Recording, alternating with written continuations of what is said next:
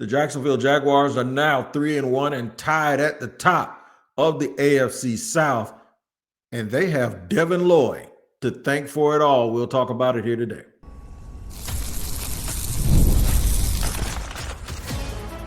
You are Locked On Jaguars, your daily Jacksonville Jaguars podcast. Part of the Locked On Podcast Network, your team every day. It is your team every day here on Locked On Jaguars. We thank you for making us your first listen. I'm Tony Wiggins, the host of the Locked On Jaguars podcast that you can find wherever you get your podcast. Whether you watch or listen, we will be there each and every day to make sure that you don't miss an episode. And shout out to the everydayers for joining us here every single day. We appreciate you very, very much. On a day that is the full Jaguars experience. Jacksonville Jaguars win 26-21 against the San Francisco 49ers on the road in a game where you saw it all. You saw them totally dominant, and then you saw them fall apart, make plays, fall apart again, and make plays. We're going to go through all of it. I'm going to tell you right now exactly what we're going to do. We're going to end up talking about injuries galore. Unfortunately, we got to mention it because there's a lot of guys that got banged up. Devin Lloyd and Travis Etienne lead the team. Those things will be in the second half. We'll touch on it a little bit in the first half too. They're tied atop the AFC South, and then the Jags win 26-21. That's where we're going to begin today's show. Are you entertained? Let me know if you're entertained, because if you're entertained, then that means that you're right there with me. I'm entertained as well. So during the game, I'm getting these messages. I put out that in the first half, it was the best half of football that I had ever seen the Jaguars play in recent memory. They were up 17-6, and they were getting the ball back, and they were running the ball. They were playing great defense. The defense got, 3-4 turnovers again today. I'll give you that real number in just a second. And then all of a sudden, people were saying, we're back. It took about 7 minutes into the second half before people said, same old Jags. Now, I don't think they're the same old Jags. I don't. I just think they look like them a little bit, right? They might be like distant cousins, because if they turn their head to the side just a little bit, they kind of resemble the old Jags when they do certain things and have certain characteristics. Tomorrow, I'm going to give you a tease for tomorrow's show. Tomorrow, we're going to point out all the negatives and the things that they need to clean up. And the reason why I'm going to point those things out is because I want y'all to know I actually think that if they stop having self-inflicted wounds, that this could be a really, really good football team. But first, let's discuss today's game. Devin Lloyd, a superhero, man. He's a superhero today. And if I'm James Gladstone and Tony Baselli, I promise you, bro, I probably would try to call his agent while I'm on the plane and get a contract extension. It is just amazing to me how he might be the MVP of this team so far this season with the way that he's played. It could be him. There's some people that believe, it's just a contract extension. I don't know about all of that. But what I think it is, it's a contract year. I think it's more or less what I'm seeing from him is Anthony Campanile and Tim Lukubu. They know how to use him, and they're using him and putting him in positions that he's never been in. And they're asking him to do certain things that fit his skill set.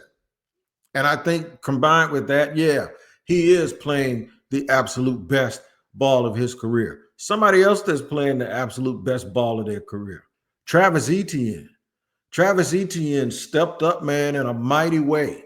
And those two dudes were forgotten. You might even think a certain podcast host was one of the people that were doing it. But I was just going by the information that I saw, and nobody was getting extended, and they weren't picking up the fifth-year option for Devin Lloyd because I think it was a wait-and-see thing. And now we see, and oh my goodness, we've been talking so much about Jordan Lewis, and rightfully so. And we've been speaking so much about Brian Thomas Jr.'s struggle, which he got past that today and made some critical catches. Travis Hunter made a big catch. We were talking about all the new additions and the new pieces and the new parts so much that there's some old parts and some old pieces, right, the OGs, Unc and them, and they still young guys, but they stepped up for this team today, man, and they did it. They did it. It was a closely contested game. The Jaguars looked like they were dominating, and in typical Jaguars fashion, you look up and it's a one-score game. Cam Little missed a field goal. I questioned early why they didn't go for a long 58-yard field goal. I see why. Maybe they've seen some things in camp, or not camp, but in practice. I know last week someone said that prior to the game he was missing field goals, so then it didn't surprise them when he missed one against Houston in the game. Maybe it's something that they see that he's got the yips a little bit, like, right? He's not kicking it well, and they didn't want to put him in a bad position, but they put him in that position at the very end of the game, and he missed another one, and that gave the 49ers a chance to drive the ball down the field, and there you go, up jump the boogie, another Jaguars opportunistic turnover by this football team. We had some guys go out. Okay, so Devin Lloyd ends up with 6 solo tackles, 8 total, and 2 interceptions. It's unbelievable. An unbelievable football game. One of the best football games I have seen a defensive player have in a Jaguar uniform. As a singular defensive player, Eric Armstead comes up with a big sack against his old team. Just revenge, all of that stuff. But what the Jaguars are doing is they're getting these monkeys off of their back, where these are games that they would lose before. And now they're stepping up, and they're absolutely making plays. There's a lot of stuff they got to do better. There's a lot of ball placement things. Now, I ain't going to get on Trevor too bad because he was 21 out of 31 for 174 yards. It just always seems like when they really need them to do something, when they get into these little funks, and today it lasted about 10 minutes, right? They need somebody to do something and make a play to come out of it. And today it was Parker Washington when he busted that kickoff, that punt return. After Bashaw Tootin had ran a 54-yard kickoff earlier, Parker Washington stepped up, man, when they need. He's another one that has been around here and has been drafted over and has been signed over in free agency that stepped up today. So I know the Jaguar fans are super, super happy. I want y'all to enjoy it before we start really picking and poking and prodding. And we're only going to pick and poke and prod because now the expectation level has gone up for me personally, because it appears to me that they are a team that if they can get out of their own way, they can play with anybody in the National Football League. I'll go over all of that stuff here in just a second on the second half of our post-game show here on a victorious Sunday for the Jacksonville Jaguars.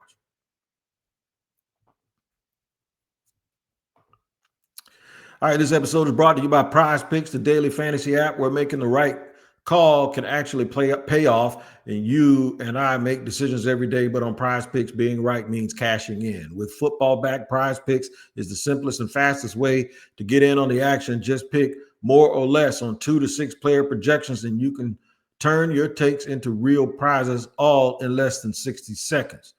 I know today, man, if you had Travis Etienne for over 100 yards, then that was the way to go, because he absolutely did that, man. And download the Prize Picks app today and use the code LOCKEDONNFL to get $50 in lineups after you play your first $5 lineup. That's code LOCKEDONNFL for $50 in lineups after your first $5 play. Prize Picks. It's good to be right. Also today, our show is sponsored and brought to you by Mazda. Listen, man, Mazda is moving the game forward. And for those who believe it's not just about playing the game, it's about redefining it. There are moments that do more than put points on the board. They move crowds, move culture, and keep moving the game forward. Travis Etienne and Devin Lloyd definitely moved this game forward for the Jaguars. And not just with their play that led to scores and turnovers, but to the mental part of it, where now this team knows that they have guys that they can count on that won't quit, and they'll always play until the last whistle. And when you follow what moves you, the unexpected is only the beginning. And just like there's more to every highlight, there's more to a Mazda vehicle. Mazda, move and be moved. And today's show is sponsored and brought to you by FanDuel.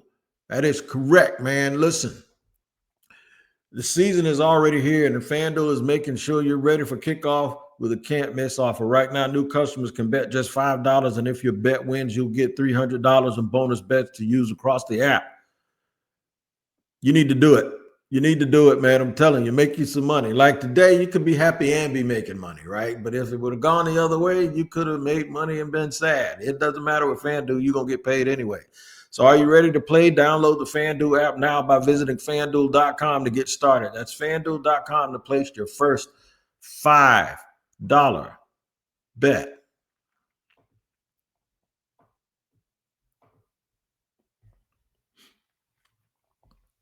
All right, second half here of the postcast of the Jaguars 26-21 win. I'll go over some brief stats with you. We don't want to beat you up with stats because y'all can look up that stuff on your phone. 124 yards rushing from Travis Etienne, huge. The tight end play, when you look up Brenton Strange and you look up Hunter Long, you won't, even Johnny Munt, not so much, but you won't see, especially in Hunter Long's case, a whole bunch of statistics. But they did a lot of little things. They blocked well. They carried Trevor over the line on the short down and distance situation late in the game that allowed the Jaguars to keep moving the ball and possess the ball. There are some things now that they have to stop. And one of those things that they absolutely have to get rid of are the penalties. The penalties is wild, man, because at one point, I think they had 10 or 11. I thought they were going to end up at 20. It could be a little bit more than that if we look up those team statistics, and I'll take a look at it. In fact, I'm taking a look at it now. 49ers had more first downs than the Jacksonville Jaguars did, more passing yards, and all of those things. I'm trying to find the penalties right now. Oh, penalties. No, it's not showing it to me yet. They had a bunch of them. They had a boatload of penalties, man. It was just absolutely too much. Self-inflicted wounds, pre-snap stuff, delays. The delay of games, I'm telling you, that's the stuff that is going to eat their craw up when they really, really look at this tape. But it's easier to correct things when you win. And that is exactly what the Jacksonville Jaguars did. And they keep being this gritty team, man. And I talked about grit. Gritty, gritty, not the dance gritty with a D. These dudes, man, stepped up when they had to. We almost had a heart attack watching it, but they stepped up when they had to. When they play cleanly, they're as good as anybody. When things get dirty, they'll have these moments and these lapses where somebody will step up and make a play. I'm not going to let Liam Cohen off the hook either, because there's some things that we got to talk about this week. Those pre-snap penalties and those delays and getting the ball, getting the plays in on time, those things are on him. And also the things that are on him, there are times when in critical junctures, I don't want to see, as much as I love the young cats and as much as I love the dudes that's playing backups, and this is something that I talked about and spoke about when Doug Peterson was the coach too. I want to see the hot guy with the ball. And they went for a run late in the game with Bashaw Tootin. Ain't got no problem with it. I like the kid.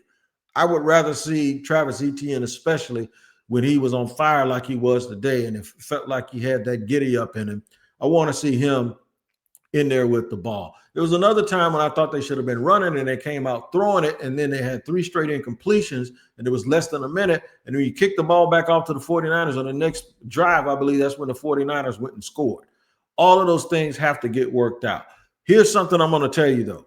They're banged up. Trayvon Walker left the game. I remember the play because him and Eric Murray both got hurt. He was crashing down the line on a run play from Christian McCaffrey. I believe it was either him or Jusic, and he kind of went to punch the ball, and I think he punched Eric Murray. He had a wrist injury. He never returned to the game. I'm sure we'll get more about that. Hopefully it's not something that's going to keep him out for a long period of time. Brian Thomas Jr. seemed to hurt his fingers. He came back into the game. I thought there was a point where we saw Travis banged up a little bit. Antonio Johnson, Eric Murray, who we already mentioned. We saw Anton Harrison lead the game and then eventually come back into the game late. They had a lot of guys get hurt, man. A lot of guys get banged up, and their depth got really, really tested at some point. But dudes stepped up and made plays when they had to. They are now 3-1. The Colts lose a late game to the Rams on the road, 27-20. So now both of those teams are tied. They're at 3-1. The Titans, ain't no telling where the Titans are. I think they're 0-4, and Houston got their first win against the Titans. So they're up 2 games, them and the Colts, on everybody else in the division. They're 3-1. They're winning games that they normally don't win. It's not the same old Jaguars. They just kind of look like them and resemble them every now and then when they fall into these ruts. Those are the things they got to do to get better. They also have to, and like I said, we'll talk about all of this tomorrow. They got to get healthy. They got to get better at situational football from a coaching standpoint. They also have to get better with the penalties, the drops, the coverages. There were times I thought my wife was going to jump through the screen and start fighting Tyson Campbell. But all of these things seem to work out for them today, man, because they won. And I know they're celebrating, and that's going to be a heck of a plane ride home. And I know you guys are going to enjoy Sunday, and you're going to enjoy Monday. You're going to wake up feeling real confident about yourself at the water cooler as a Jaguar fan, and you should be, because they have shown the grit to fight and fight and fight until the final whistle. Got a lot to clean up, but they did real, real well today in winning this game on the road against, while they were banged up, they were a pretty good opponent. And then the Jaguars started losing so many people, those injuries kind of balanced out a little bit. So the Jaguars truly, after maybe the second half of the second quarter, didn't have a health advantage over the 49ers. They absolutely did not. All right, man, make sure y'all check in the Locked On Jaguars tomorrow. Locked On NFL also for all of the national shows. But the Jaguars are 3-1. We will be discussing more in depth. We're not going to do it all in one day. There's a lot to unpack here before we have to talk about the Jaguars and the Monday night game that they're going to play next week against a resurgent Chiefs team that beat the crap out of Baltimore today. So we'll get with that. But y'all enjoy the win for tonight, man. And thank y'all for joining me here on Locked On Jaguars. We do not take you for granted. These 17 and a half minutes have been fun because the Jaguars won. We'll see you later. And all hail the king, Devin Lloyd.